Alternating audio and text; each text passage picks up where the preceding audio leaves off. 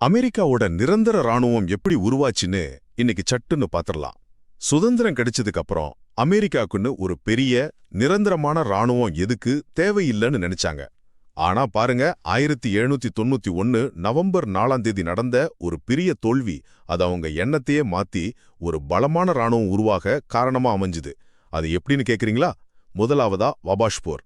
இது 1791ல ஓஹியோ பகுதியில வபாஷ் ஆற்றங்கரையில நடந்துச்சு. அப்போ சுமார் 1000 அமெரிக்கர் வீரர்கள் கிட்டத்தட்ட அதே எண்ணிக்கையிலான தங்க நிலங்களுக்காக போராடின செவ்விந்திய வீரர்களை எதிர்கொண்டாங்க. இதுல அமெரிக்க படைக்கு பயங்கரமான தோல்வி. நூத்துக்கணக்கான வீரர்கள் கொல்லப்பட்டாங்க. காயமில்லாம தப்பிச்சவங்க வெறும் 24 பேர் தான். அமெரிக்க ராணுவ வரலாற்றிலேயே இது ஒரு மோசமான தோல்வின்னு சொல்லலாம். இரண்டாவதா, ஏன் இப்படி ஒரு தோல்வி? காரணம் ரொம்ப சிம்பிள். 1783ல சுதந்திர போர் முடிஞ்சதும் நாடு பெரிய பொருளாதார சிக்கல்ல இருந்துச்சு. அதனால ஒரு பெரிய ராணுவத்துக்கு எதுக்கு தேவையில்லாம செலவு செய்யணும்னு நினைச்சிட்டு அந்த தற்காலிக படையை கலைச்சிட்டாங்க. இருந்த சின்ன படையில இருந்தவங்க பெரும்பாலும் சாதாரண மக்கள் தான். அவங்களுக்கு முறையான பயிற்சியோ பெரிய அனுபவமோ இல்ல.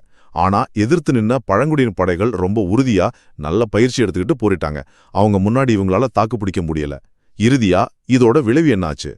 சரி, இந்த படுதோல்வி அமெரிக்க அரசாங்கத்துக்கு ஒரு பெரிய ஷாக் கொடுத்துச்சு.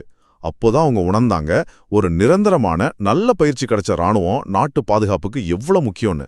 அப்போ அதிபரா இருந்த ஜார்ஜ் வாஷிங்டன் தலைமையில உடனே நடவடிக்கை எடுத்து 1792ல லீஜியன் ஆஃப் த யுனைடெட் ஸ்டேட்ஸ்னு ஒரு புதிய ஒழுங்கமைக்கப்பட்ட படையை உருவாக்குனாங்க.